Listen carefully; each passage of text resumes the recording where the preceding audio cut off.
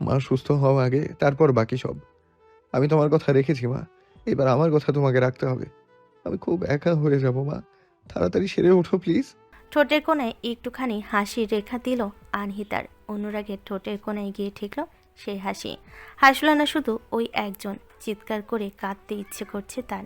Hospital থেকে সোজা আবার আনন্দমোহন কুটির বাড়িতে চলে আসলো অনুরাগ। আয়না সারা রাস্তায় শুধু চেয়েছিল বাড়ি যাব বলে বলে। অনুরাগ চুপচাপ। মায়ের অসুস্থতায় চিন্তিত সে। আয়নাকে এখন গ্রামে নিয়ে যাওয়া যাবে না, ওখানে কত কিছু ফেস করতে হবে, কে জানে কি হয়। অনুরাগ ক্লান্তি অনুভব করলো। আয়না দগদগে লাল মুখ বইয়ের দিকে তাকিয়ে বলল।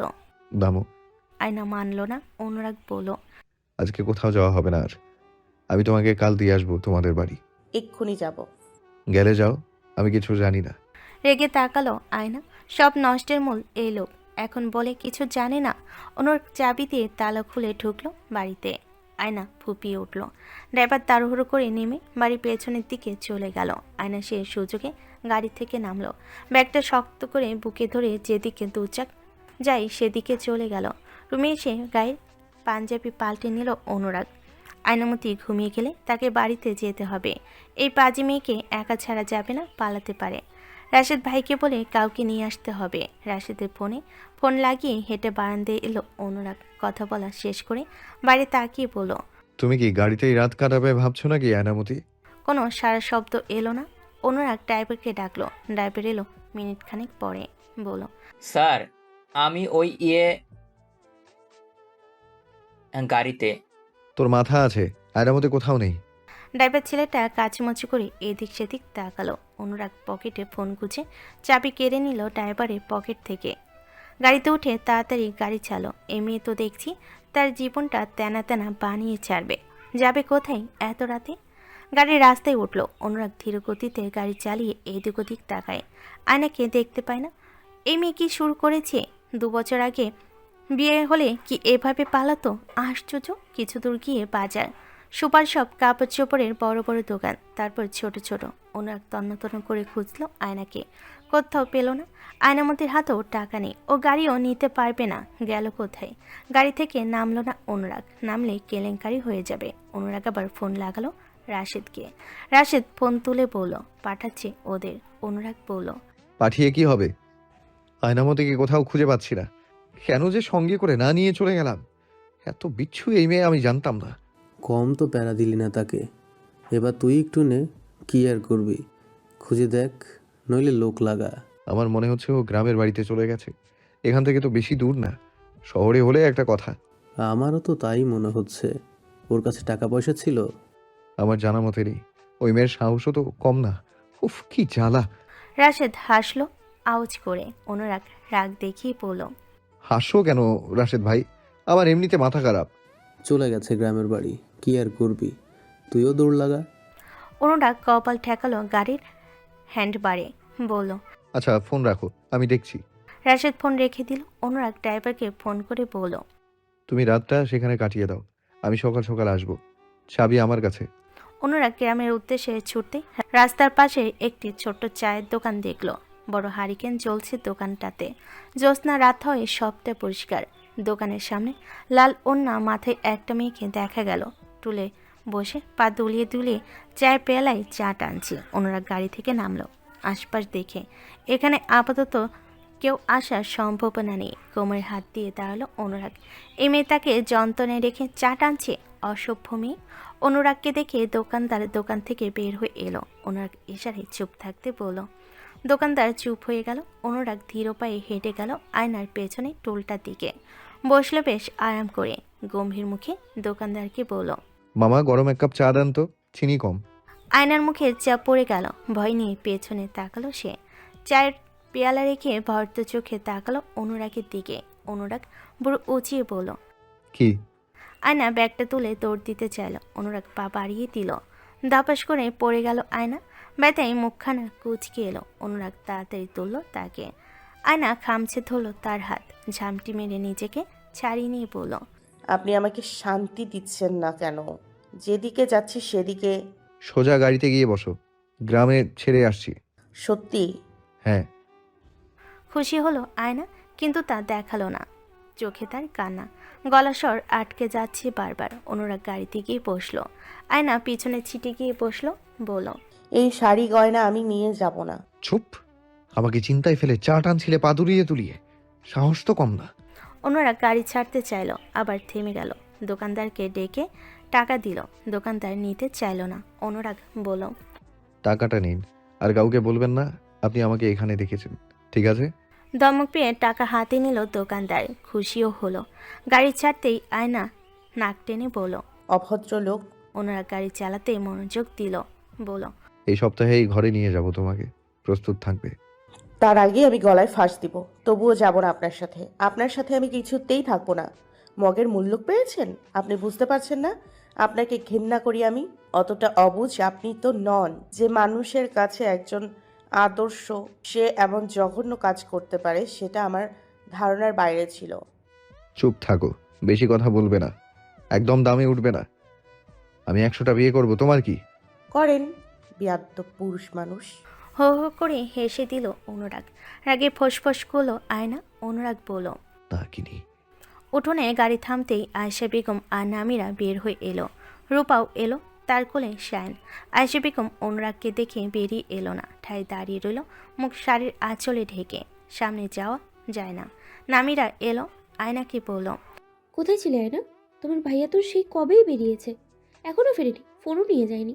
আয়না শক্ত হয়ে দাঁড়িয়ে রইল, আর চোখে মায়ের দিকে তাক করা।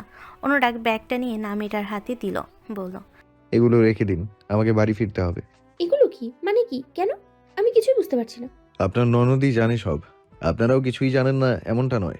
নামিরা ঘরে চলে গেল ব্যাগটা নিয়ে। আয়েশা বেগম ঘরে ঢুকে গেল, মুখে শাড়ির আঁচল গুজে আজহার সাহেবকে গিয়ে বললেন, দেখে এসো কি আকাম করে ফিরেছে তোমাদের আদুরের ঝি। আজহার সাহেব হেঁটে বাইরে গেলেন না, তবে আয়েশা বেগমকে বলেন, 2 বছর আগে তো বিয়ে ভাঙাই কেঁদেছিলে, আজ আবার বিয়ে হয় কাঁদছো কেন? তো কি ঢোল পিটিয়ে নাচবো? বিয়ে বলে কথা, নাচার দরকার পড়লে নাচতে তো হবেই। আনাকে ঘরে নিয়ে এসো। আজ এসব কথা আর ওর সামনে তুলো না। আমার মেয়েটার উপর অনেক ধকল গেছে, পরের সিদ্ধান্ত কাল। আমার বাবু তো এখনো বাড়ি ফিরল না, ও মেনে নেবে না এই বিয়ে। বিয়ে তো হয়ে গেছে আয়শা। অনুরাগ চলে যাওয়ার জন্য পা বাড়ালো, আবারও হেঁটে আসলো আয়নার পাশে, বলল, ঘরে যাও, আমি কালও আসতে পারি, পরশুও আসতে পারি, 2 সেকেন্ড কিংবা ঘন্টার পরেও আসতে পারি। জীবনেও আসবেন না, খুন করব আমি। বাসর রাতটা মাটি করে আবার রাগ দেখাও, অসভ্য মেয়ে। আয়না গর্জে উঠে কিছু বলতে চেয়ে আবার কেঁদে দিল। অনুরাগ বলল, আরে ভাই কাল আসবো, আর কেঁদো না। আয়না সরে দাঁড়ালো, হেসে চলে গেল অনুরাগ। আয়েশা বেগম যখন তর্ক করছিলেন আজহার সাহেবের সাথে, রূপার কোলে থাকা শায়ন ডেকে উঠল। আয়েশা বেগম চোখ ফিরালো। রূপা বলল, জিম্মা, ছোট সাহেব তো চলে গেছে, আপা এখনো বাহিরে দাঁড়ায় আছে। আয়েশা বেগম কোলে নিয়ে নিলেন শায়নকে, বুকে জড়াই ধরে বলেন, মরতে বল হারামজাদিরে, কোনো কিছুই ভালো হয় না তার। রূপার মন খারাপ হয়ে গেল, বলল, ছোট সাহেব তো অনেক ভালো মানুষ জিম্মা, আপুর বড় হিসেবে খুব ভালো হবে, দেখো। ভালো হবে না কালা হবে আমি জানতে চাইছি হারামজাদি, মুখে মুখে তর্ক করিস। রূপা চলে গেল। উঠোনে দাঁড়িয়ে থাকা আয়নাকে জাপটে জড়িয়ে ধরে বলল, ছোট সাহেব আমাকে খুব দেখতে পারে আপা, তোমাকে তো আরো বেশি দেখতে পারে। পরের বার আমি তোমার সাথে চলে যাব, কিন্তু ছোট সাহেবের বাড়ির সবাইকে আমার ভয় করে। তোমাকে দেখতে পারবে তো? যাব না আমি ওখানে, মরে যাব তবুও যাব না। কি পেয়েছে ওই লোক, যা ইচ্ছে তাই করবে, কিছুতেই যাব না আমি। পরের দিন সকাল 8টা। আয়না রাত করে ঘুমাতে গিয়েছে, তাই আজ তাড়াতাড়ি উঠতে পারেনি। 4 জন লোক আর 2 জন মহিলা কতগুলো ঢালাই আর ব্যাগপত্র নিয়ে উপস্থিত তাদের বাড়িতে। আয়েশা বেগম আর নামিরা হতবাক, আয়না ঘুম। আয়নার সাথে তার সামনাসামনি দেখা হয়নি, সে ফিরেছে রাত 1:30টার দিকে। হসপিটালে গিয়েছিল সে। আনিতাকে দেখে এসেছে সাথে। রূপা লোকগুলোকে কত কিছু জিজ্ঞেস করলো, কেউ একটা প্রশ্নেরও উত্তর দিল না। চুপচাপ ব্যাগপত্র আর আয়নার জিনিসপত্র দিয়ে নামিরাকে বলল, এগুলো ম্যাডামের, আর এই কাগজটা ম্যাডাম ছাড়া চিরকুটটা কারো পড়া নিষেধ। নামিরার হাসি পেল। চিরকুট? আয়না ঘুম থেকে উঠে শাড়ি, গহনা, পায়ের জুতো, সাজগোজের জিনিস, এমনকি মাথার চিরুনি পর্যন্ত পাঠিয়েছে দেখে হতবাক। কান্নারা ভিড় করলো গলায়। এখনো বিশ্বাস করতে কষ্ট হচ্ছে তার বিয়ে হয়ে গিয়েছে। এগুলো কেন পাঠিয়েছে ওই বেয়াদব লোক? এগুলো দেখে গলে যাবে আয়নামতি। রাগ খানিকটা কমে আসে নামিরা চিকুট দিল আয়নাকে। আয়না সেটি ছিঁড়ে ফেল। নামিরা হেসে বলল, আমি জানি তুমি ছিড়বে, তাই তোমাকে আসলটা দেইনি, নকলটা দিলাম। এনো আসলটা, পড়ো, নাহলে আমি পড়ে শোনাবো। আয়না কেড়ে নিল। কে আজে বাজে কথা লিখেছে কে জানে ওই ভদ্রলোকটা। চিরকুটটা মেলল আয়না, তাতে লেখা, শুভ সকাল আয়নামতি। শোনো, বিয়ে হয়ে গিয়েছে। তুমি বাঙালি বধূ। শাড়ি পরবে এখন থেকে। খবরদার সেলোয়ার কামিজ পরবে না। কালো বেল্টের জুতো দিয়েছি, শাড়ির সাথে ওগুলো পরবে। মেয়েদের আরও যত সব জিনিসপত্র লাগে সব দিয়েছি। বিয়ে করেছি, বইয়ের ভরণ পোষণ তো এখন আমাকেই দিতে হবে। আর কতদিন বাবার কাঁধের ওপর বসে বসে খাবো? এইবার স্বামীর কাঁধের ওপর চেপে বসো। একটু আসতে, হ্যাঁ? বুঝোই তো, নরম বেকুব মানুষ আমি। আয়না ছিঁড়ে ফেলতে চাইল, দেখল নিচে আরও লেখা আছে। তাতে লিখেছে, শোনো আয়নামতি, আমি খেয়াল করেছি তুমি কাজল পরো না চোখে। এখন থেকে পড়বে। কাজল পরলে তোমাকে ভীষণ মায়াবী দেখাবে। আমি কাজল চোখে ডাকার সুযোগ পাবো। আর বেশি প্রসাধনী মাখবে না, কারণ তোমার আসল সৌন্দর্য তাতে লুকিয়ে পড়বে। মাথার খোপায় রজনীগন্ধা ফুলের মালা জড়াবে। আমি তোমাকে রজনীগন্ধা ডাকার সুযোগ পাবো। ফুল পাঠিয়েছি, দেখে নিও। ও হ্যাঁ, এগুলো তোমারই বাগানের ফুল। রাগ করো না, টাকা দিয়ে দেব। আমার বউয়ের জন্য কিনে আনলাম। সে যাই হোক, আরও একটা কথা, মাথায় ঘোমটা পড়ে থাকবে সব সময়। ঘোমটাহীন শুধু আমি তোমায় দেখব। আর একটা কথা আয়নামতি, আমি আসবো আর তোমাকে নিয়ে যাব। আয়না প্রথম দিকে লেখাগুলো ছিল, শেষের দিকে লেখাগুলো দ্বিতীয়বার পড়ল। তারপর ছিল নামিরা ভুর উঁচিয়ে বলল, কি লিখলো জামাইবাবু? আমার মাথা লিখেছে। হেসে উঠল নামিরা। কোলে থাকা শ্যাম দন্তহীন গালে মায়ের সাথে খিক খিক করে হেসে উঠল। নির্জন দুপুর, চারপাশে শান্ত পরিবেশ। এত নিস্তব্ধতার মাঝে ভেসে আসছে একটি বাচ্চার কান্নার আওয়াজ। মাথা ঝিমঝিম করে উঠল আয়নার। অনেকক্ষণ ধরে শায়নের কান্না ভেসে আসছে। ভাবি আর রূপা কোথায়? আশ্চর্য। বিরক্তি নিয়ে বিছানা থেকে উঠে পড়ল আয়না। নামিরা ঘরের দিকে এগোতে দেখল কান্নার আওয়াজ উঠোন থেকে আসছে। বেরিয়ে গেল আয়না। দেখল আয়েশা বেগম পা টেনে শায়নকে তেল মালিশ করছে, তাই কাঁদছে ছেলেটা। দরজার কাছে দাঁড়িয়ে থাকলো আয়না, এগোনোর সাহস পেল না। আবার ভিত্তিঘরে চলে আসতেই নামিরার সঙ্গে দেখা। নামিরা বলল, তেল মালিশ করতে গেলেই কাঁদে? হ্যাঁ, ভাইয়া কোথায়? তোমার ভাইয়া তো শহরে গেছে, ও চাকরিতে জয়েন আগামী সপ্তাহে, ওখানে নাকি কাজ আছে। আয়নার মন খারাপ হয়ে গেল। ভাইয়া তাকে ইচ্ছে করে দেখা দিচ্ছে না। নামিরা আয়নার মুখ খেয়াল করে বলল, তোমার ভাইয়া যাওয়ার আগে তোমার ঘরে গিয়েছিল, তুমি ঘুমছিলে। ও, একটা কথা বলবো? কি? বিয়ে শুধু একটা শব্দ নয় না, দুটো মানুষের বন্ধন। দুজনের উপরে নির্ভর করে সম্পর্কটা ঠিক কত দূরে গড়াবে। আমি জানি তুমি এই বিয়েটা মেনে নিতে পারছো না, আমি হলে আমিও মানতাম না, কিন্তু কিন্তু কি ভাবি? মেনে নিতে বলছো সবটা? উনি আগে একটা বিয়ে করেছেন। আমি ওনার জীবনে প্রথম নই। আমি কেন কারোর দ্বিতীয় হয়ে থাকবো? আমার কিসের দায় ওনাকে মেনে নেয়ার? ওনার মা চেয়েছেন, তাই আমি ওনাকে মানতে পারবো না। বিয়ে তো তাদের দোষের কারণেই ভেঙেছিল। পণ না পেয়ে বিয়ে ভাঙার কথা তারাই তুলেছিল। ওসব পুরনো কথাই না। তুমি ওদের সেই দিন একটা সুযোগ দিলে আজকের দিনটা দেখতে হতো না। আমি তোমাকে মেনে নিতে বলছি না, সম্পর্কটা শুধু বলছি যে তুমি যে কষ্টে আছো তা থেকে কীভাবে রেহাই পাবে সেটা ভাবতে। উনি সত্যি অন্যায় করেছে, আর তুমি সেই অন্যায়ের শিকার। আমার সাথে হওয়া অন্যায়ের শাস্তি আমিই দিব। ওই লোকের সাথে কখনোই সংসার করব না আমি। কিন্তু উনি যে বললো তোমাকে নিয়ে যাবে। আমি যাব না। আমি না গেলে কে আমাকে জোর করে নিয়ে যাবে? কিছুতেই যাব না আমি। যেও না, আর এভাবে মন খারাপ করেও থেকো না। হয়তো ওপরওয়ালা তোমার কপালে সেই প্রথম চোটকেই লিখে রেখেছে, তাহলে ওনার প্রথম স্ত্রী কেন থাকলো না? তুমি সবাই নাও, এমন না যে তোমাকে ওই বাড়িতে কেউ জোর করে পাঠিয়ে দিচ্ছে। আয়নার চোখের জল। আয়েশা বেগম শায়নকে নিয়ে ঘরে আসতেই আয়ানকে দেখল।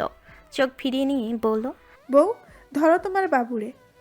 এত বজ্জাত হয়েছে ছেলেটা, পা ছুঁইতে ছুঁইতে মারি ফেললো আমারে। আমার বাবু কত ভালো ছিল ছোটবেলায়। শায়ন মায়ের কোলে ঝাঁপ দিল, ঠোঁট টানল। নামিরা টুপুস করে আদর করে দিয়ে বলল, একদম নাম্মা, আপনার বাবু পচা, আমার বাবু ভালো, খুব ভালো। শায়ন মায়ের মুখের দিকে তাকিয়ে থাকলো।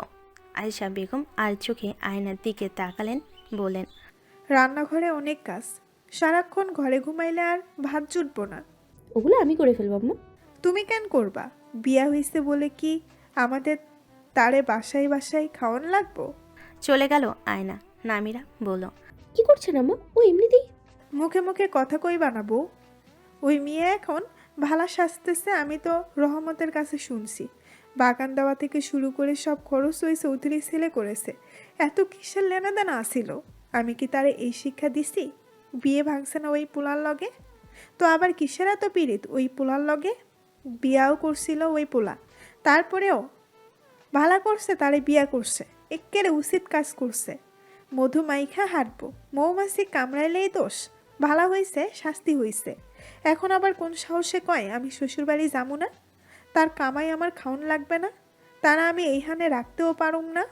ওই ছেলে আসলে আমি বলুম যাতে লোকজন খাওয়াই দাওয়াত, আর বউ সে নিয়ে যায়। আমি একটা কানা করিও খরচ করতে পারুম না। সে বিয়া করছে, এবার লোকজন গ্রামের মানুষরে খাওয়াই দাওয়াই সে যেন তার বউ ঘরে তুলে। আসুক। নামিরা চুপ হয়ে গেল। আয়না রান্নাঘরে যেতে গিয়ে থেমে গেল। সব কথা শুনল। মাম হাতের কবজি দিয়ে চোখ মুছল ঘন ঘন। আজ মা ও পরের মতো আচরণ করল তার সাথে। আয়ন ফিরল সন্ধ্যায়। নামিরা তাকে ফিরতে দেখে শরবত নিয়ে ঘরে চলে এলো।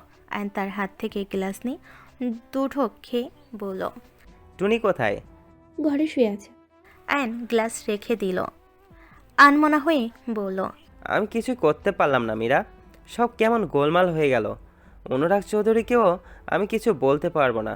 উনি বলেছেন ওনার সাথে টুনির কিসের চুক্তি ছিল, কিছু বুঝতে পারছি না। ওভাবে বলছো কেন? আম্মাও কথা শুনলো ওকে। ভীষণ রকম কেঁদেছে বোধহয়, চোখ মুখ ফোলা। ওনার প্রথম স্ত্রী তো ওনার জীবনে নেই। আমার মনে হচ্ছে আয়না ভালো থাকবে ওনার সাথে, মানুষ হিসেবে ভালো। শুধু আয়নার কাছে। আচ্ছা, আয়না তো শক্ত কেন? তুমি তো ভীষণ নরম আর ভীষণ কোমল। ও আমার মতো ভালোবাসা দেখাতে জানে না, কিন্তু ভালোবাসতে জানে খুব। আমি সবসময় চেয়েছি ওর জীবনে ভালোবাসার একজন মানুষ আসুক, যে ওকে আগলে রাখবে, ভালোবাসবে, ভালো রাখবে, আর সেও ভালোবাসবে। নামিরা তাকে জড়িয়ে ধরে মুখ তুলে বলল, হুট করে সেই দিনটা একদিন চলেই আসবে, দেখো। আয়ন কপালে মিলালো তার কপালে, বলল, তাই যেন হয়। বাবু কোথায়? শ্বশুরের মেয়ের সাথে। বাড়িতে সবটা জানানোর কথা ছিল পরে তিনি, কিন্তু আনহিতার অসুস্থতা এতটাই বেড়ে গিয়েছিল যে অনুরাগ জানানোর সুযোগটুকু পায়নি। প্রায় টানা এক সপ্তাহ পর আনহিতাকে ঘরে আনা হলো। অনুরাগ চেয়েছিল আনহিতাকে অন্দরমোহন কুটির বাড়িতে রাখবে, আয়নাকে ওখানেই তুলবে, কিন্তু কোনো কিছুই সম্ভব হলো না শায়েক চৌধুরীর জন্য। উনি জেনে গিয়েছেন সবটা, তার অনুরাগের ওপর চড়াও হলেন। যে মেয়ে বিয়ের আসরে তাদের অপমান করে তাড়িয়ে দেয়, সেই মেয়েকে তিনি কখনোই ঘরে তোলার কথা দূরে থাক ছেলের বউ হিসেবে মানবেন না। অনুরাগ তখনও নির্বিকার। অনিমা তো রাগে ফোঁস করে উঠল। তার শ্বশুরবাড়ির লোকজন এখন তাকে কথা শোনাতে পিছুপা হবে না। এই মেয়ের এমন কি আছে যা লোপনা নেই?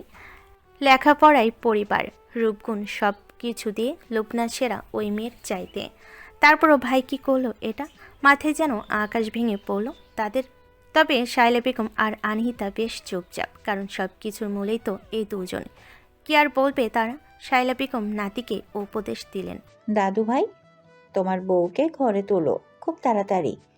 বিয়ে করছো, 1 সপ্তাহ চলে গেল, দেখতেও যাওনি। এই ভারী অন্যায়। লোকজন খাইয়ে দাইয়ে নিয়ে এসো। অনুরাগ চুপচাপ। শায়েক চৌধুরী বলেন, আমার কথার কোনো দামই নেই।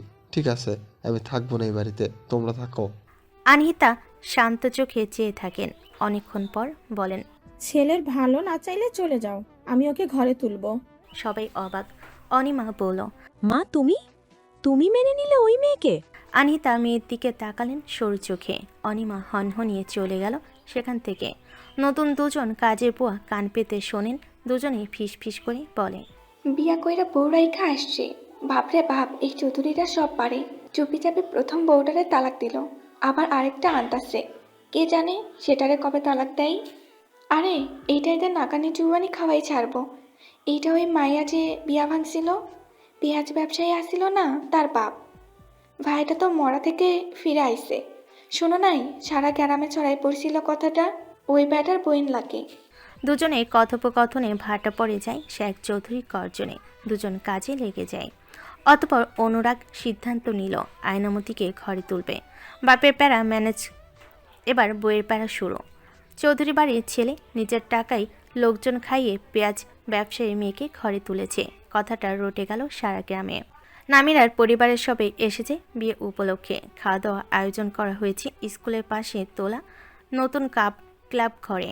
রাতে কয়েকজন মুরব্বি নিয়ে আয়নাকে নিয়ে আসতে যাবে। ক্লাব ঘর থেকে আয়নাদের বাড়িতে পাঠিয়ে দেওয়া হয়েছে খাবার। রূপা এতটাই খুশি, নতুন জামা পরে একবার ঘরে আরেকবার ক্লাবে বেশিক্ষণ টিকতে পারল না অমিজনও। ছেলেটা সারাক্ষণ তাকে এটা ওটা নিয়ে খোঁচাতে থাকে। রূপার ভালো লাগে না। অনুরাগ দেখল সে, আয়নাকে এসে বলল, আপা, আমি ছোট সাহেবরে দেখছি, একদম তোমার বর্বর লাগতেছে। আমি কি এখন দুলাভাই ডাকবো?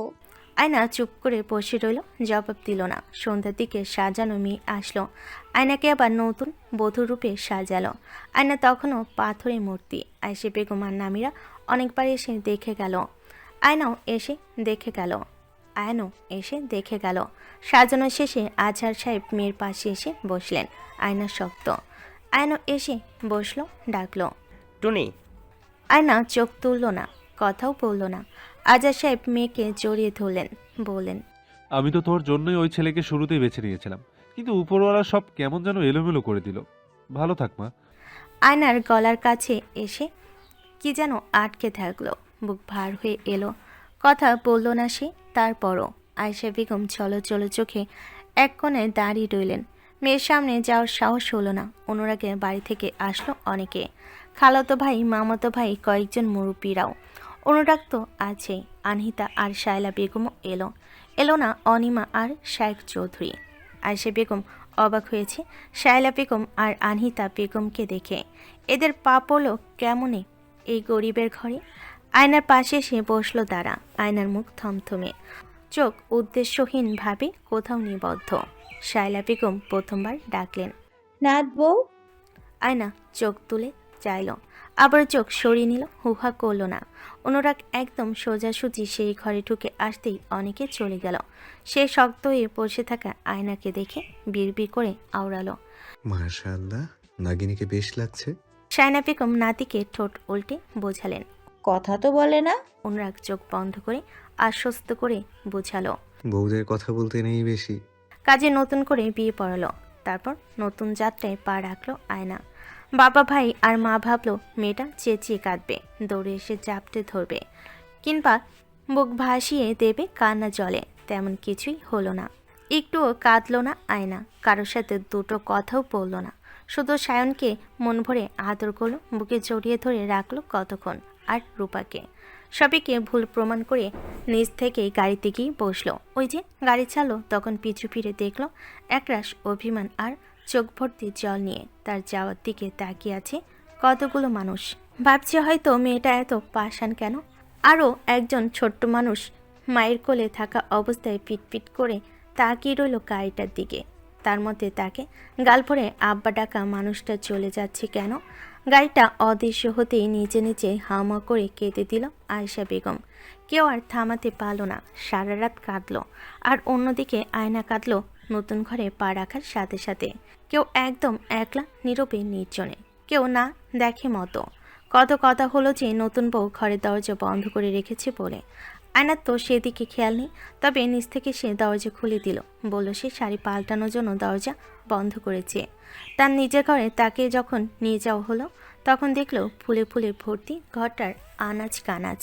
সবাই সরে পড়তে বিছানার চাদর খামচে ধরে টেনে নিচে ফেলে দিল আয়না। এক এক করে সব ফুল মাটিতে ফেলে দিল। অনুরাগে সে দেখলো ঘরটার বাজে অবস্থা। নিজ হাতে পরিষ্কার করলো সে। আয়না তখনও মেঝেতে বসা। অনুরাগ বুঝতে পারল তার মনের অবস্থা। হাজারো অভিযোগ তার নামে, সেটা সে জানে। আয়না বলল অনেকক্ষণ পর, কুহেলি আপনাকে না ঠকালে আমার কথা আপনার মনেই থাকতো না। দিব্যি তার সাথেই সংসার করতেন।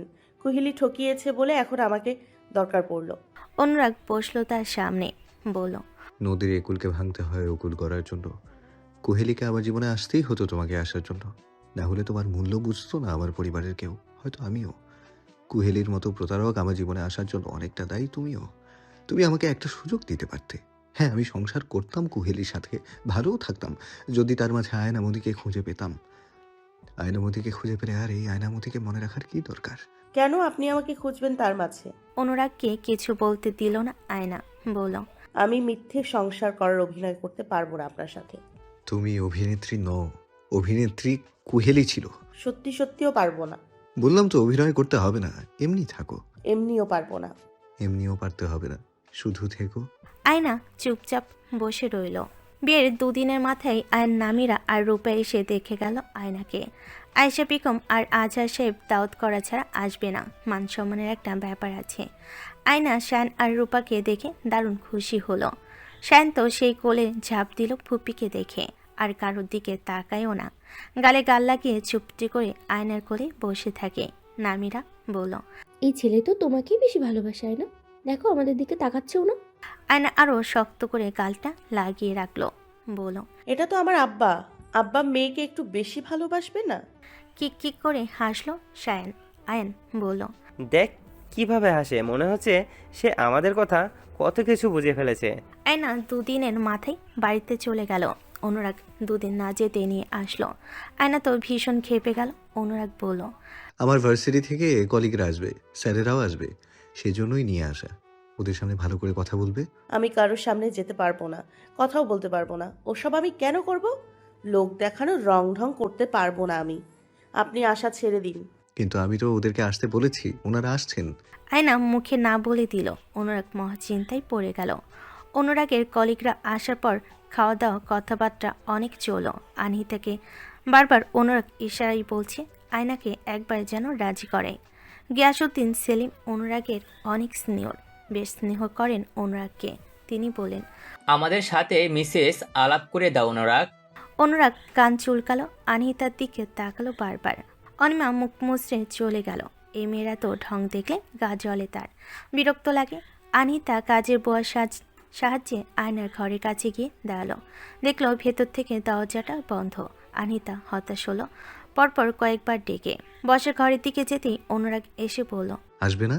দরজা তো বন্ধ, ওনাদের বলো ও কারো সামনে যেতে চায় না। এভাবে বলা যায় নাকি মা? বিয়ে উপলক্ষেই তো ওনারা এখানে এসেছেন। আমি অনেক ডেকেছি। আমি একবার ডেকে দেখি। আনিতা দীর্ঘশ্বাস ফেল। 2-3 বার দরজায় টোকা দিতে দরজা খুলল আয়না। খোলা চুল, কাঁধ থেকে শাড়ির আঁচলটা সরানো, গায়ের অর্ধেক অংশ উন্মুক্ত, শাড়িটা কোনো মতে পেঁচিয়েছে। চট করে ঘুরে দাঁড়ালো। অনুরাগ আয়নায় ঠ্যাস গলায় বলল, এইসব দেখার জন্য তর্স হইছে না? ফিরে গেলেন কেন? ভালো করে দেখুন। কান জ্বলে উঠল অনুরাগের। তাড়াতাড়ি এসো বলে চলে গেল অনুরাগ। আয়না ধপ করে আওয়াজ সমেত দরজা বন্ধ করলো। অনুরাগকে ফিরে আসতে দেখে আনহিতা বলল, আসছে। হ্যাঁ। আনহিতা বড় করে শ্বাস পেল, যাক শান্তি। খয়েরি রঙের শাড়ি আর একটি কালো ওড়না গায়ে জড়িয়েছে আয়না।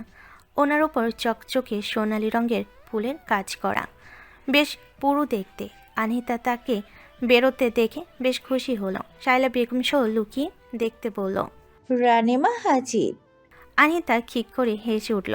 গম্ভীর গম্ভীর আর তেজান মুখখানা হাসি খুশি দেখালো যখন গিয়াসউদ্দিন সেলিম আর বাকিদের সাথে আয়নার কথাবার্তা চলছিল। বেশ হাস্যরসাত্মক কথাবার্তা চলছিল। অনুরাগকে দাঁড়িয়ে থাকতে দেখে গিয়াসউদ্দিন সেলিম বলল, আহারে, দাঁড়িয়ে আছো কেন অনুরাগ? বসে পড়ো, দেখি দুজনকে কেমন মানিয়েছে। আয়নার মুখে তখনই অন্ধকার নেমে পড়ল। অনুরাগের তা খেয়াল হতেই সে বলে উঠল, আছি তো এখানে, আপনারা কথা বলুন, আমি আসছি। মিসেস চৌধুরীকে নিয়ে শহরে ওঠো।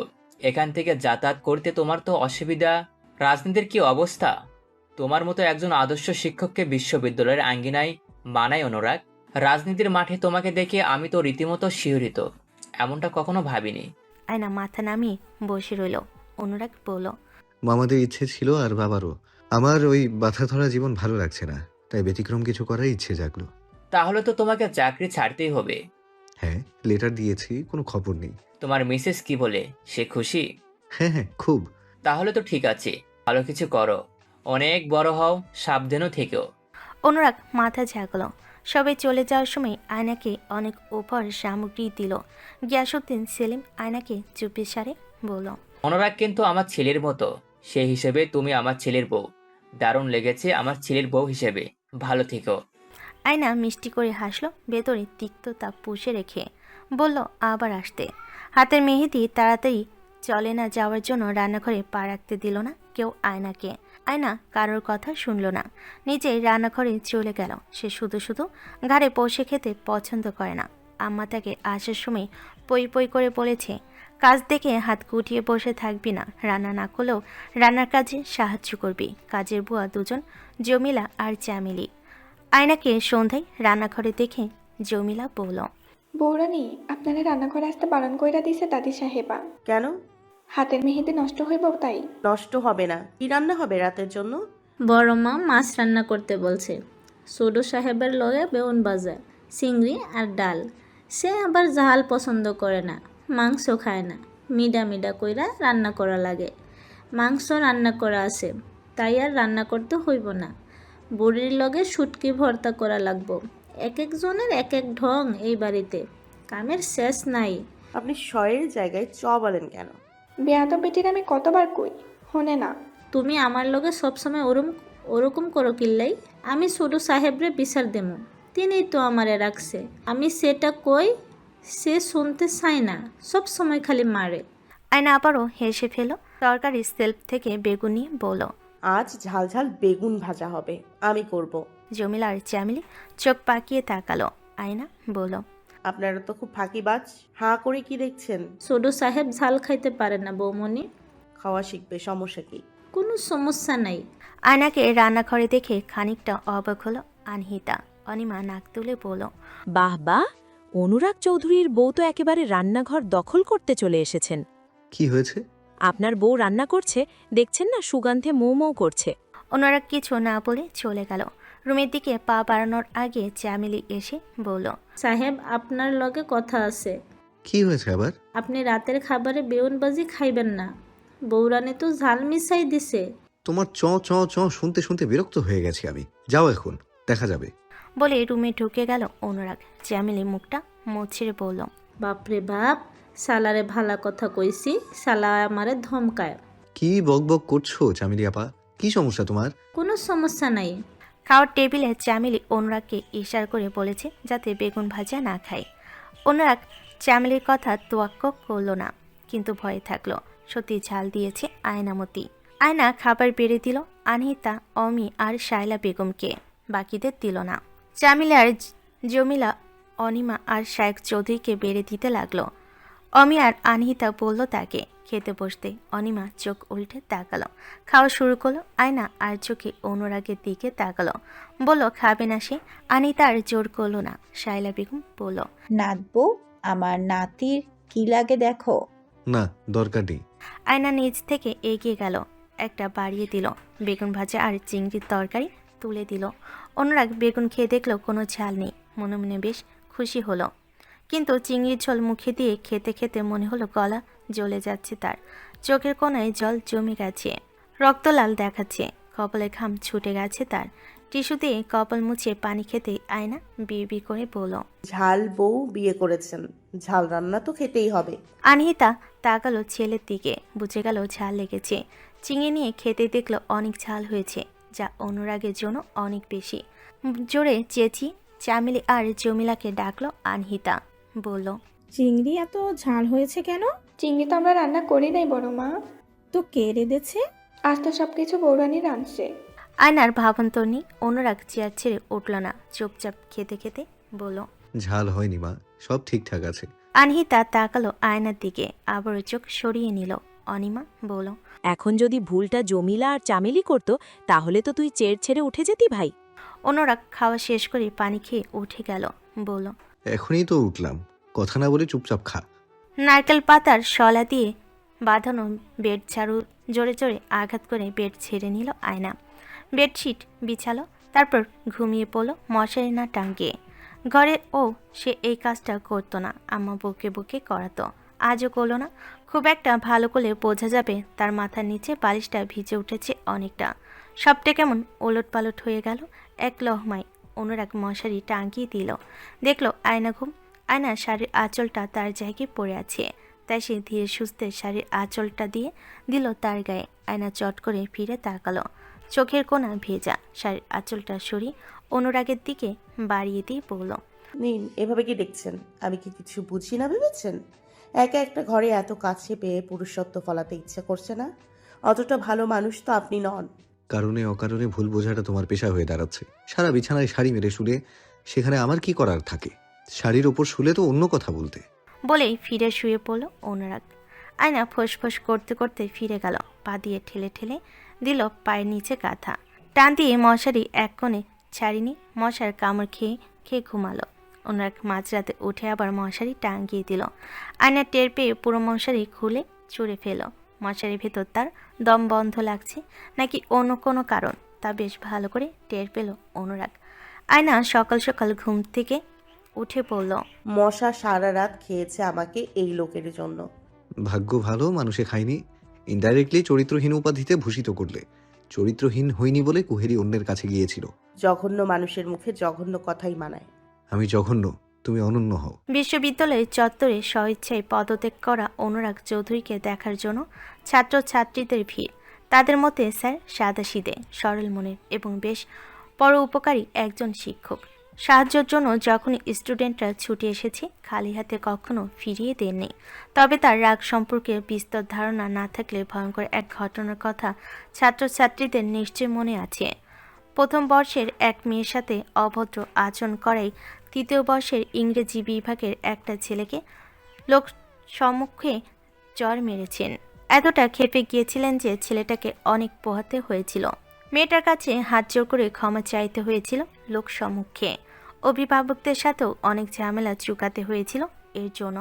থানা পুলিশ কেস ফেস অনেক হয়েছিল, যা এখানকার বেশিরভাগ বিশ্ববিদ্যালয়ে দেখা যায় না। কতিপয় সাংবাদিক অনুরাগকে যখন বিদায়বেলায় ছাত্রছাত্রীদের উদ্দেশ্যে কিছু বলতে দেওয়া হয় তখন সে বলল, আমি যখনই পড়াতে আসি তখনই নিজেকে শিক্ষক ভেবে পড়াই না, আমি তাদের বন্ধু হয়ে উঠি তখন, যাতে তারা খুব ভালোভাবে বুঝতে পারে আমাকে এবং আমার পড়াকে। আমি শুধু তাদের শিখাই না, আমিও তাদের কাছ থেকে অনেক কিছু শিখি। সবার উদ্দেশ্যে যা বলবো তা হলো, আমি চাই প্রত্যেকটা স্টুডেন্ট শুধু মেধাবী নয়, একজন পরিপূর্ণ মানুষ হিসেবে গড়ে উঠুক। সব কিছুর আগে প্রয়োজন মনুষ্যত্ব, বিবেকবোধ। বিদায়বেলার অনুভূতিটা, some feelings that cannot be expressed, which are unpublished and invisible. That's it for me. সত্যি বলতে গেলে আমি একটা গণ্ডির ভেতর শিক্ষক হিসেবে ছিলাম, কিন্তু আজ থেকে আমাকে এই গণ্ডির বাইরের মানুষ আমাকেও শিক্ষক হিসেবে চিনবে। তাই খুবই এক্সাইটেড অ্যান্ড দিনটা এনজয় করছি। কোনো বাজে স্মৃতি জড়িয়ে আছে এই বিশ্ববিদ্যালয়ের সাথে? না। Don't mind sir. শুনেছি অনুরাগ চৌধুরী বিশ্ববিদ্যালয়ের অনেক ছাত্রী লোকায়িত প্রেমিক পুরুষ। এই বিষয়ে আপনি কি বলবেন? গুজব শব্দটা বোধহয় এই জন্যই আবিষ্কার হয়েছে। আমার কখনো এমনটা মনে হয়নি, আর যদি হয়েও থাকে তাহলে বলবো এসব তাদের বয়সের দোষ। প্রফেসর অনুরাগ চৌধুরী রিসেন্ট বিয়ে করেছেন। শোনা গেছে আপনার মিসেস গ্রামের একটি ন্যাশনাল ইউনিভার্সিটির প্রথম বর্ষের পরে। আপনার সাথে কেমন বেমানান হয়ে গেল না? আমি তার সাথে বেমানান? সে নয়। আপনি কেন? কারণ সে ভীষণ বুদ্ধিমতী আর আমি বোকা। বোকার সাথে বুদ্ধিমতী অবশ্যই বেমানান। ঢাকা শহরে এত বড় বড় মানুষের সাথে আপনার লেনদেন, যোগাযোগ, ওঠা বসা। আপনি গ্রামে মেয়েকে বিয়ে করলেন কেন? ফ্যামিলি আমার ফার্স্ট প্রায়োরিটি, সো ফ্যামিলির পছন্দ। আপনার প্রথম স্ত্রীকে নিয়ে কিছু বলতে পারি? অবশ্যই, কেন ভয় পাবো? উনি তো চলচ্চিত্রের একটি জনপ্রিয় মুখ। সম্প্রতি মহিবুল হাসানের সাথে তার ডিভোর্স হয়েছে। আপনার কথাই বলি, যে মানুষটা নিয়ে মানুষ এতটা পঞ্চমুখ, তার সাথে কেন ডিভোর্স হলো কোহলি সরকারের? আমার মনে হয় সে উত্তরটা ভালো বলতে পারবে, কারণ তার সাথেই কেন বারবার ডিভোর্স হয়। আমরা কারণটা জানতে চাই। সে একজন অভিনেত্রী। আমি তাকে নিয়ে কুরুচিপূর্ণ মন্তব্য করলে তার ক্যারিয়ারে ব্যাড এফেক্ট পড়বে। আমি তা চাই না। সে তার মতো থাকুক। আপনার বর্তমান স্ত্রী আর আপনার সম্পর্কটা কতটা মজবুত কোহলি সরকারের মতো হবে না তো? যেখানে মানুষের জীবনের নিশ্চয়তা নেই সেখানে একটু সম্পর্কের নিশ্চয়তা আমি আপনাকে কি করে দেব? তবে এতটুকু বলতে পারি, আমি আমার সবটা দিয়ে সম্পর্কটাকে চিরস্থায়ী করার চেষ্টা করব। তাদের দুজনের মধ্যে তুলনা করতে চাইলে পাতালে পড়ে থাকা উচ্ছিষ্ট আর আকাশের চাঁদের সাথে তুলনা করতে পারেন। অবশ্য সেটা অনেক বেশি হয়ে যাচ্ছে, তুলনাই হয় না। বিশ্ববিদ্যালয় ছেড়ে রাজনীতির মাঠে পা দিয়েছে, মনে কোনো ভয় কিংবা উত্তেজনা কাজ করছে? ভয় নেই, তবে উত্তেজনা এবং সাহস পাচ্ছি। আর জনগণের সাপোর্ট ততটাই পাচ্ছি যতটা আমি আশা করিনি। কে কি উৎখাত করতে চান এই সমাজ থেকে, আর কি প্রতিষ্ঠা করতে চান? এই সমাজের আনাচে কানাচে যে ব্যাধিগুলো ছড়িয়ে ছিটিয়ে আছে সেসব উৎখাত করব। পথ শিশু, অনাথ, এতিম আর অবহেলিত মানুষগুলোর অধিকার আদায়ের পক্ষে লড়ব। রাজনীতির নামে যে অপরাজনীতি, দস্যুতন্ত্র, স্বৈরতন্ত্র চলছে, সব দূরীভূত করে একটি সুস্থ সমাজ প্রতিষ্ঠা করার লক্ষ্যই আমার এই মাঠে নামা। আপনার জীবনের সফলতার মূল চাবিকাঠি কোনটি? মায়ের দোয়া। আর উৎসাহ আর অনুপ্রেরণা? সোজা সাপটা না হলেও ইনডাইরেক্টলি আমার স্ত্রী। স্ত্রী কি করে অনুপ্রেরণা হয়? কারণ সে একদিন আমায় বলেছিল মানুষের জন্য কিছু করতে পারেন না। এই যে এত এত অন্যায় অবিচার হচ্ছে রোজ রোজ, সেসব রুখে দিতে পারেন না। এই কথাগুলো আমি অনুপ্রেরণা হিসেবে নিয়েছি। বোঝা যাচ্ছে পারফেক্ট একজন জীবনসঙ্গী পেয়েছে। কি নামে ডাকেন আপনি তাকে? আয়নামতি। অনেক সুন্দর। কাপড় চোপড় নিয়ে আয়না ওয়াশরুমে দরজার কাছে দাঁড়িয়ে থাকলো। প্রায় 10 মিনিট হয়ে গেছে। শেষমেশ বিরক্ত হয়ে তেজ গলায় বলল, আপনি কি আজকে সারাদিন ওখানে বসে থাকবেন পণ করেছেন? গোসল নিতে এতক্ষণ লাগে? কোথা থেকে কি নোংরা মেখে এসছেন কে জানে। তোমার সমস্যা কি? আমি অনেকক্ষণ ধরে গোসল করব তাই দাঁড়িয়ে আছি।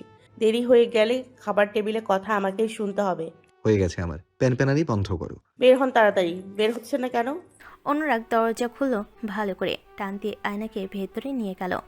উদাম গায়ে আয়না তাকে দেখে চেঁচিয়ে উঠল, বলল, ছি, অসভ্য বিয়াদ্দব লোক, ছাড়েন আল্লাহ। যান, আমি এখন নিজের মাথা নিজে ফেটে ফেলবো।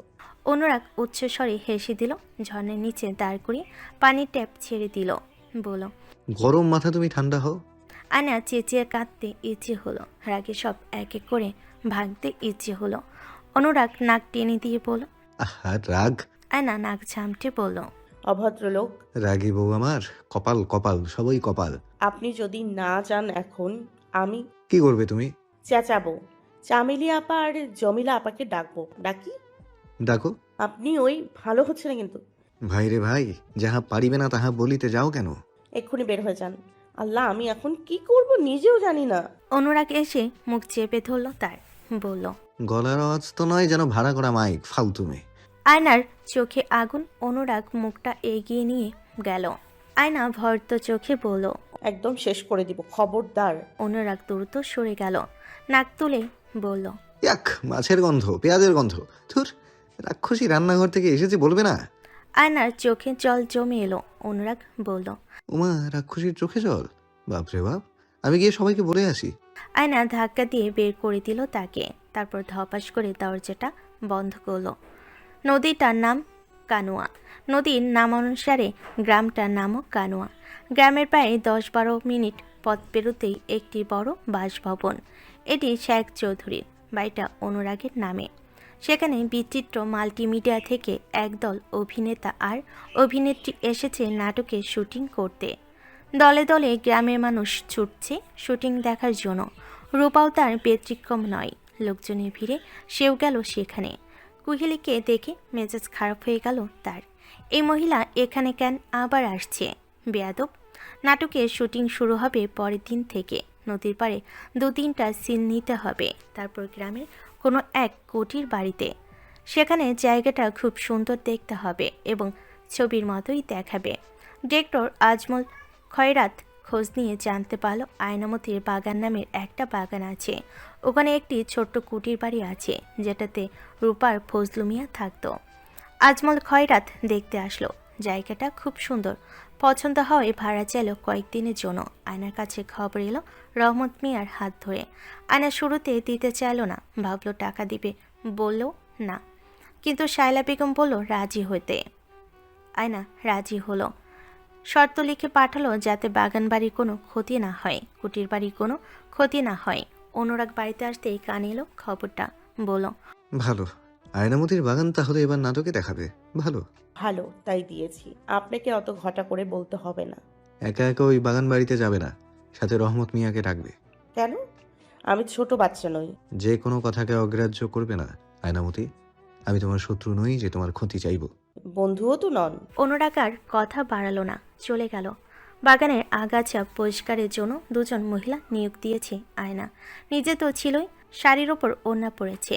চৌধুরী বাড়ির পেছনে হয় একদম আনহিতা আর শায়লা বেগমের নখ দর্পণে সে।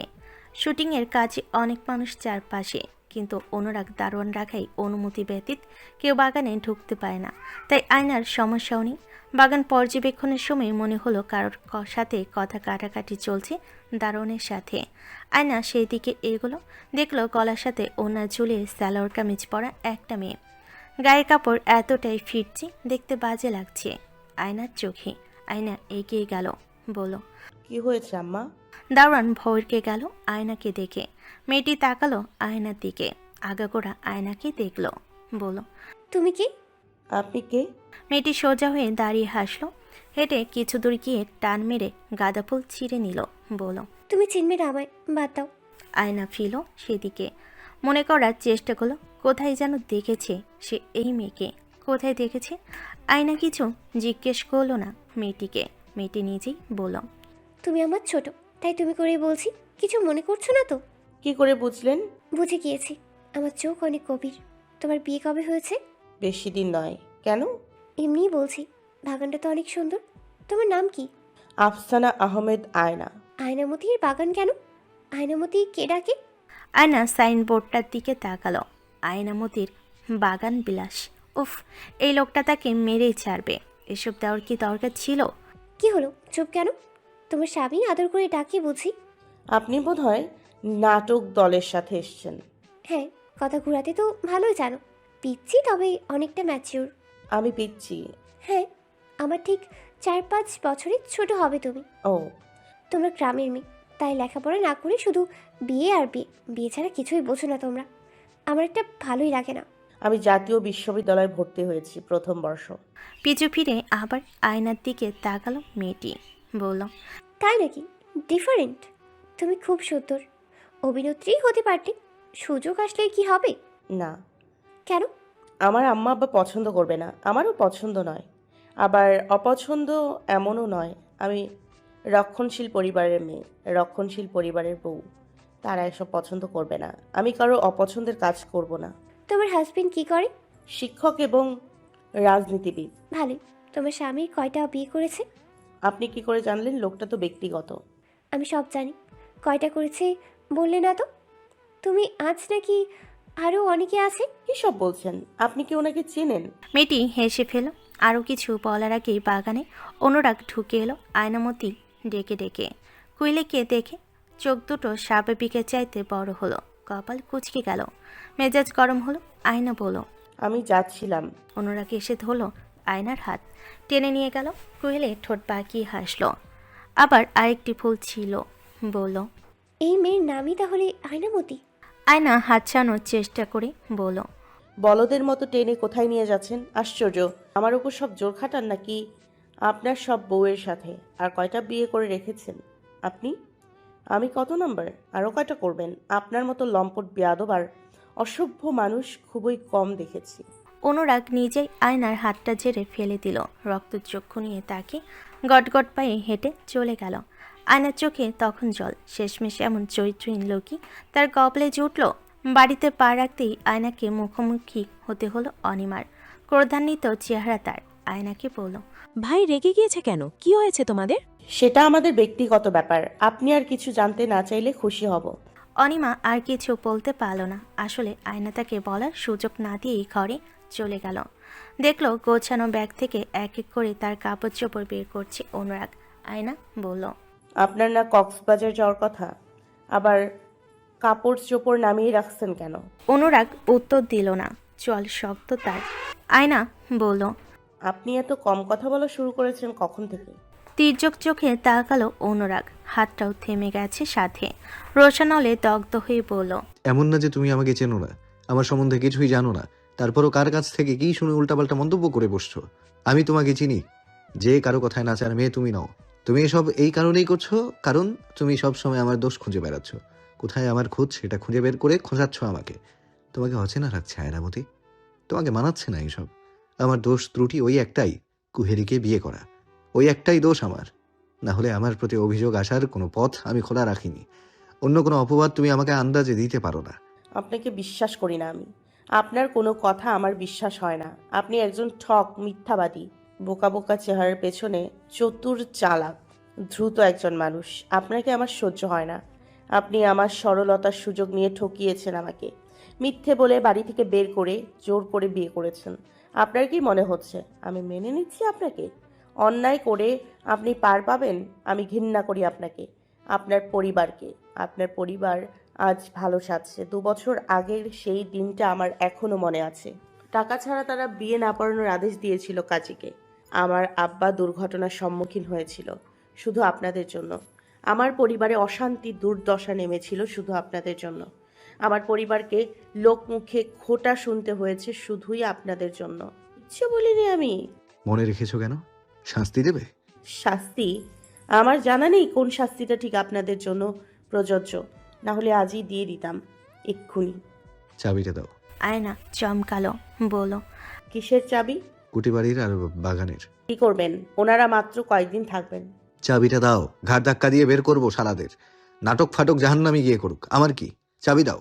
চাবি নেই। আপনি আমার সামনে থেকে যান তো। চাবি দাও বলছি। কোথায় চাবি? আয়না ভরকে গেল, দাঁতে দাঁত চেপে পড়ল। দেব না বলেছি না। অনুরাগ তেড়ে গেল, শাড়ির আঁচল টেনে ধরল। আয়না ঝাঁঝালো কণ্ঠে বলল, কি করছেন? অনুরাগ চাবি খুলে নিয়ে আঁচলটা ছুঁড়ে মারল, বলল, গলা ধাক্কা দিয়ে বের করবো, না গেলে উত্তম মধ্যম দিয়ে বের করে দেবো। আয়না ছুটল অনুরাগের পিছু পিছু, বেশি দূর যেতে পারল না। দরজা বাইরে থেকে বন্ধ করে দিল অনুরাগ। চলে গেল বাগান বাড়িতে। কুহেলি এখনও সেখান থেকে যায়নি। ফুল ছিঁড়ে ছিঁড়ে বিছিয়ে ফেলেছে। দারুণ চেঁচামেচি করলেও শুনছে না। ডিরেক্টর আজমল খয়রাত এসে মাথা চাপড়ে বলল, এসব কি করেছো কোহেলি? বাগানের মালিকিন দেখলে কি বলবেন? কি করেছো তুমি? হনহন পায়ে হেঁটে এলো অনুরাগ। ঠিক তখনই আজমল খয়রাত বলল, আরে মিস্টার চৌধুরী যে, কি সৌভাগ্য আমাদের।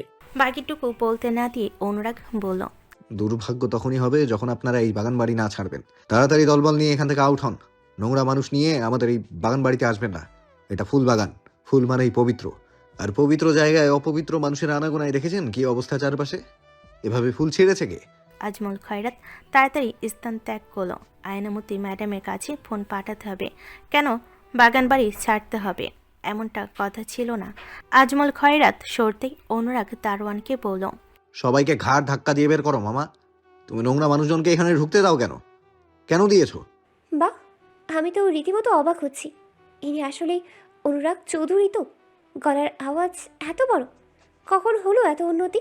চুপ! হে নিট জঘন্য মেয়ে মানুষ, লজ্জা করে না? আমার অতীত নষ্ট করেছো তুমি, যার ফল আমি এখনো ভুগছি। এখনো অন্ধকার কাটছে না, আর এখন আমার বর্তমান নষ্ট করতে এসেছো, চরিত্রহীনা। কোয়েলের চোখে আগুন। থরথর করে কেঁপে উঠল তার পা জোড়া। আঙ্গুল তুলল বেশ নিয়ম করে। অনুরাগের দিকে বাড়িয়ে বলল, খবরদার, আমি সেই কুহেলি আর নেই যে আপনার ধমকে কেঁদে দেবে। আজকের এই অপমানের জন্য পোহাতে হবে আপনাকে, দেখে নেব আমি। দূর হও, যাও। আরেকবার আমার চোখের সামনে পড়লে খবর ছাড়া গুম করে দেব। বেয়াদব মেয়ে মানুষ, নষ্টা লোভী ঠক। কোহেলি এক মুহূর্ত দাঁড়ালো না, কাঁদতে কাঁদতে চলে গেল। মিডিয়ায় ছড়িয়ে পড়ল অন্য খবর। নাটক দলের সবাইকে নিয়ে রাতারাতি গ্রাম ছাড়তে হলো আজমল খয়রাতকে। অনুরাগ লোক লাগিয়ে দিয়েছে, বলেছে আজ রাতে গ্রাম ছাড়তে, নইলে অনেক বড় ক্ষতি হয়ে যাবে। এত বড় ঘটনা ঘটাই কোয়েলি এমনিতেও থাকতো না। কোয়েলি না থাকলে শ্যুট হবে কি করে? তাই সবাই চলে গেল। আয়নাকে তীব্র তিরস্কার করলো আজমল খয়রাত। তার মতে আয়না কথাতেই কথা রাখেনি এবং স্বামীর অমত থাকা সত্ত্বেও কেন বাগান বাড়ি ভাড়া দিল। সেসব শুনে আয়নার মেজাজ খারাপ হলো। রাত করে ফিরল অনুরাগ। সব চুকিয়ে ফিরতে বেশ রাগ হয়ে গেছে। ভেবেছে আয়না হয়তো ঘুম, সে আরামে ঘুমটা দিতে পারবে, কিন্তু না।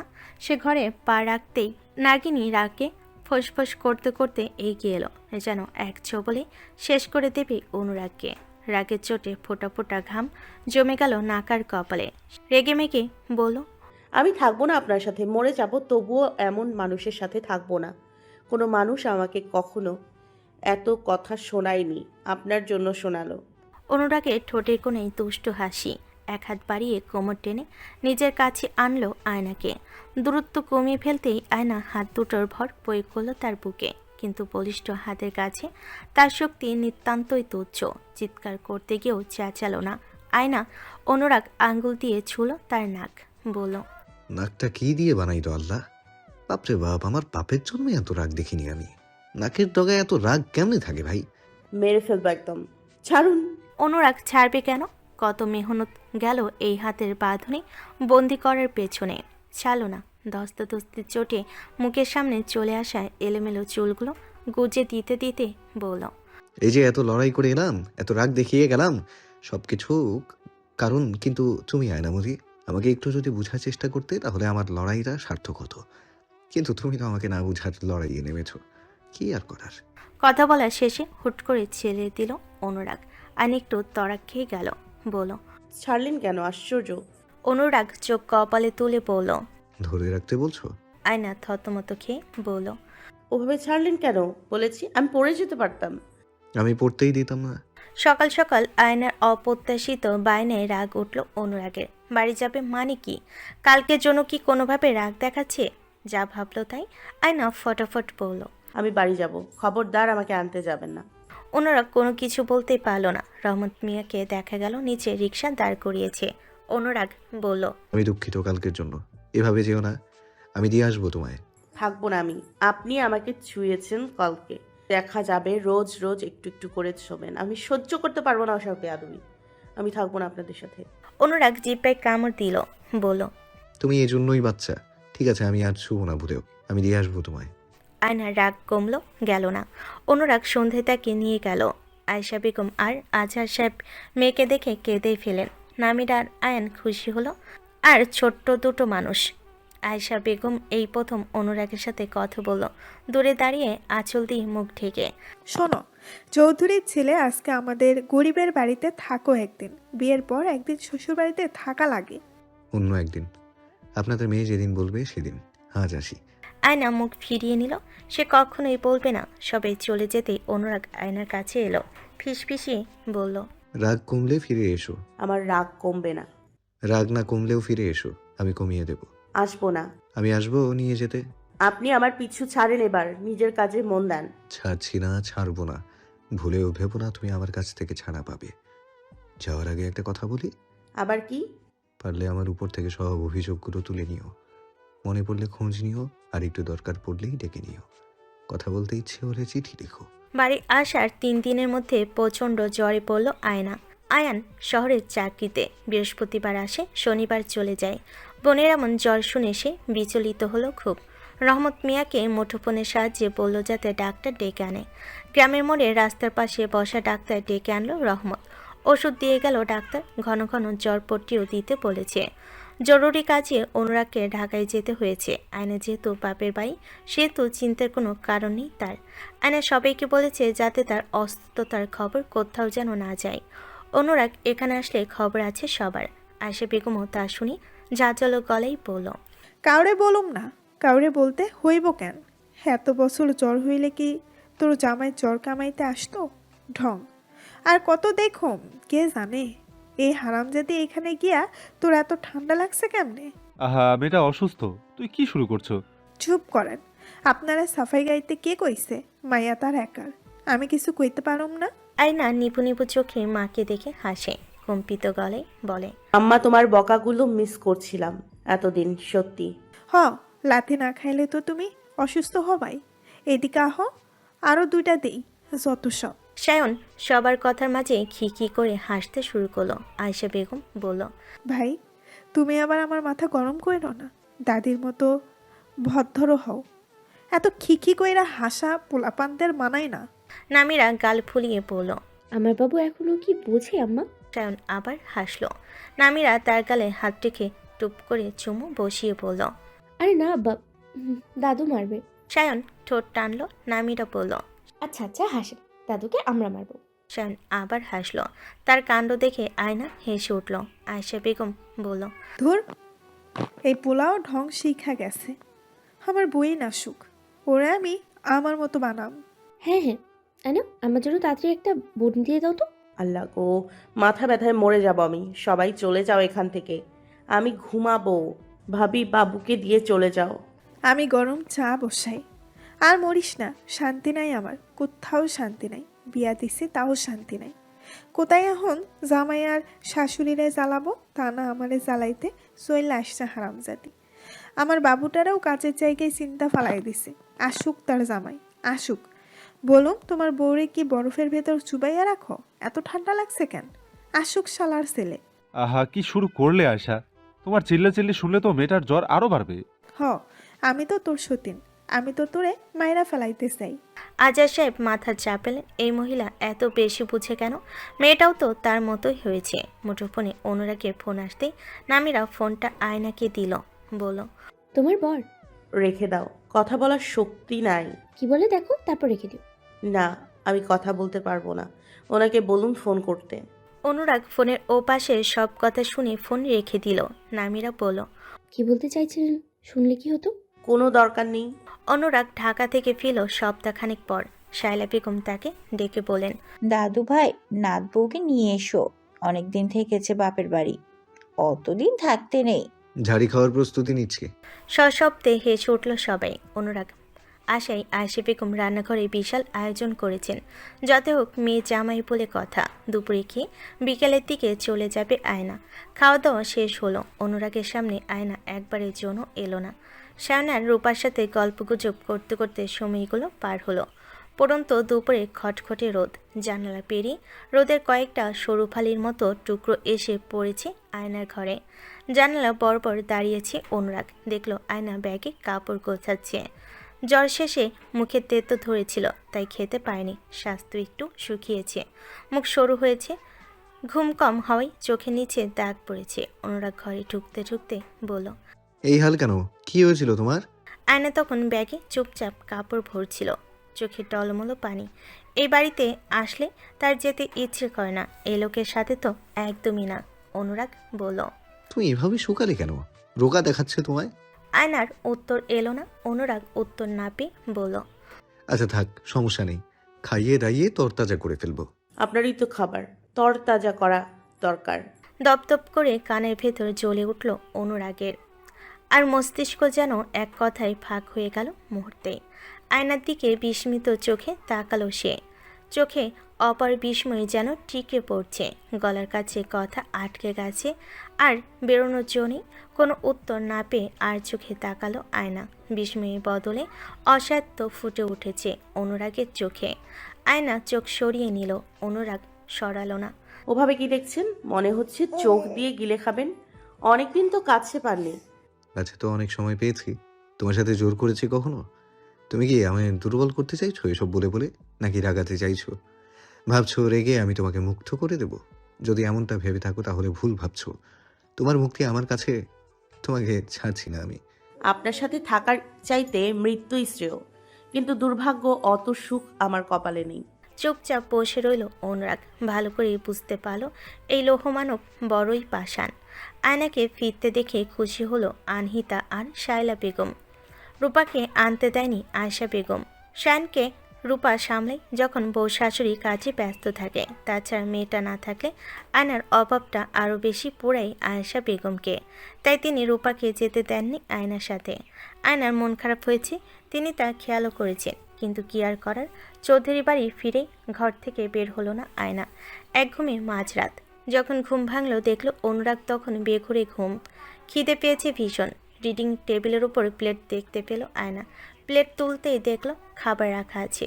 অনুরাগের কাজ বুঝতে পারলো। খেয়ে নিল চুপচাপ। খেয়ে কিছুক্ষণ হাঁটাহাঁটি করলো রুমের ভেতর। পরক্ষণেই জানালা খুলে দাঁড়িয়ে থাকলো বেশ কতক্ষণ। পরে জানালা বন্ধ করে শোয়ার জন্য এগোতেই থামলো সে। ঘুমন্ত একটা মুখ দেখে মনেই হলো না এই লোকটা এতটা জঘন্য, এতটা খারাপ। মনে হচ্ছে যেন এক নিষ্পাপ শিশু ঘুমাচ্ছে। চোখের কোণে জল চিকচিক করলো আয়নার। স্বপ্নে সেই আশ্চর্যজনক দেশটাতে যখন সে পা রাখত, তখন দেখতে পেত ফুলে ফুলে ভরা একটা বাগান। যেদিকে চোখ যায় সেদিকেই ফুল। আর বাগানের মাঝখান থেকে তার দিকে এগিয়ে আসা একটি পুরুষ অবয়ব, এক মুঠো সুগন্ধি ফুল এসে ঠেকত তার কানের পাশে।